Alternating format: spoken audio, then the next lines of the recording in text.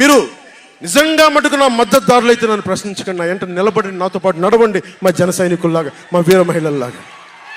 ప్రశ్నించకండి నన్ను. ఎవరికుంది ఓపిక? ఈ దేశం కోసం, సగటు మనిషి కోసం కన్నీళ్లు కార్చే శక్తి ఉందా ఎవరికన్నా?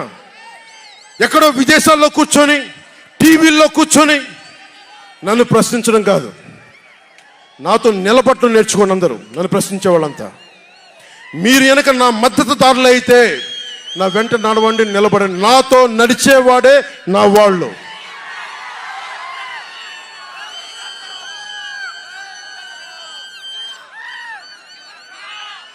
నేను ఎప్పుడు కూడా ఒక నియోజకవర్గం దృష్టిలో లేదు. నాకు దేశం ఉంది, మానవత్వం ఉంది, మన ఆంధ్రప్రదేశ్ ఉంది, తెలుగు ప్రజల, తెలంగాణ ప్రజల నేల ఉంది. నాకు తెలంగాణ నేల ఉంది నా దృష్టిలో.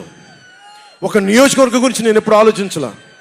రాష్ట్ర ప్రయోజనాల కోసం ఆలోచించాను కానీ, అరే నేను ఒక నియోజకవర్గాన్ని డెవలప్ చేసుకోవాలి, నేను నిజంగా ఆలోచించలేదు. నేను ఒకటే అనుకున్నా, నేను ఇంతమంది కోసం పనిచేస్తున్నప్పుడు నా కోసం ఆలోచించే ఒక నియోజకవర్గంలో ఉండి కొద్దిమంది పనిచేస్తారని ఆశించాను. దురదృష్టం, అనుకున్నంత పని చేయలేకపోయారు.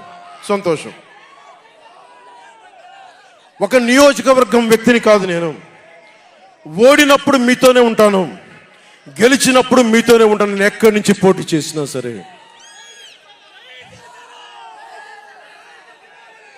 పవన్ కళ్యాణ్తో స్నేహం అంటే, పవన్ కళ్యాణ్తో స్నేహం అంటే చచ్చేదాకా. పవన్ కళ్యాణ్తో శత్రుత్వం అంటే అవతల వాడు చచ్చేదాకా. ఇద్దరు కలిస్తే చూడలేడు, నలుగురు నవ్వుకుంటే చూడలేడు, 10 మంది పచ్చగా ఉంటే భరించలేడు. ఏమంటారు అలాంటి వాడిని?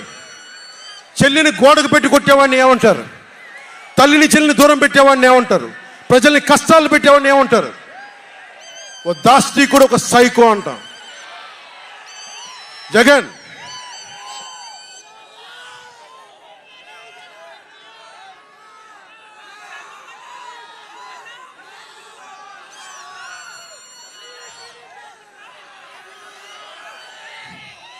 జగన్కి చెప్పదలుచుకుంది ఒకటే, జగన్ బాధితులందరికీ ఒకటే చెప్తా ఉన్నాను.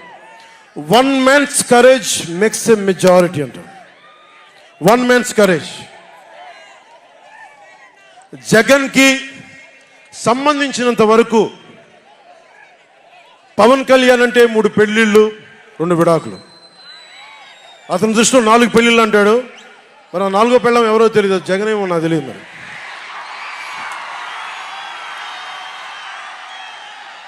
నాకు ఇదే విసుగొస్తుంది. జగన్ లేని 4వ పెళ్ళ ఒకటి నువ్వేరా.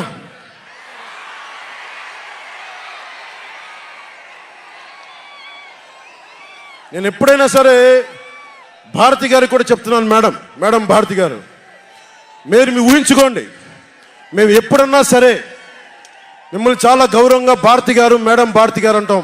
మీ ఆయన ఇంత నీచంగా ప్రవర్తించినా కానీ, చంద్రబాబు గారి సతీమణి కానీ, నియోజకవర్గంలో ప్రతి ఒక్కరిని ఇబ్బంది చేసినా కానీ, నా ఇంటి సతీమణి అన్నా కానీ, పెళ్ళాలను సంబోధిస్తాడు.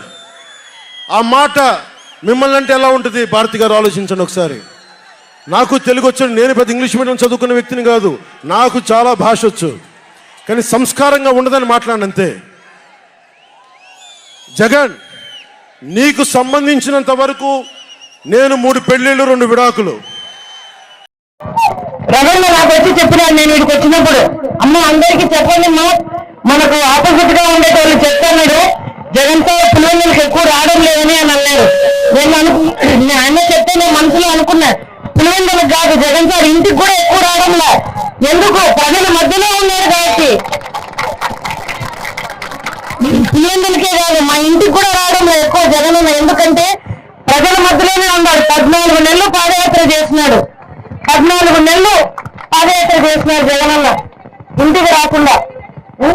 ఒక మనిషికి సాధ్యమయ్యేది కాదు. గత 9.5 సంవత్సరాలుగా ఈ కష్టం లేదనకుండా కష్టం చేసినారు.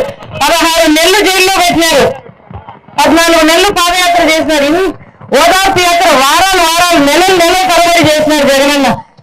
9.5 సంవత్సరాలుగా అంత కష్టపెట్టినారు. జగనన్న కూడా ప్రజల కోసం అంతే కష్టపడినాడు. ఎక్కడే కానీ రాజీ పడలేదు. ఎక్కడే కానీ ఎంతో భయపెట్టడానికి ప్రయత్నం చేస్తున్నారు. నీకు అది చేస్తాం, నిన్ను మంత్రి సోనియా గాంధీ చెప్పినారు, నిన్ను మంత్రి చేస్తాం, ముఖ్యమంత్రిని చేస్తాం, ఇవన్నీ వద్దనుకున్నారు. జగనన్న ప్రజలే కావాలి, నేను ఇచ్చిన మాట కావాలని మాట కోసం ఎన్ని కష్టాలు పడినాడు. మనమంతా మన ఊళ్ళో మన ఊరు మనిషి జగనన్న. మనమంతా జగనన్నకు నిలబడి తాను గుర్తుకు ఓటేసి అన్నవాళ్ళు చెప్తున్నారు, మనం వేసే ప్రతి ఓటు రాష్ట్రానికి మనం చేసే మేలు.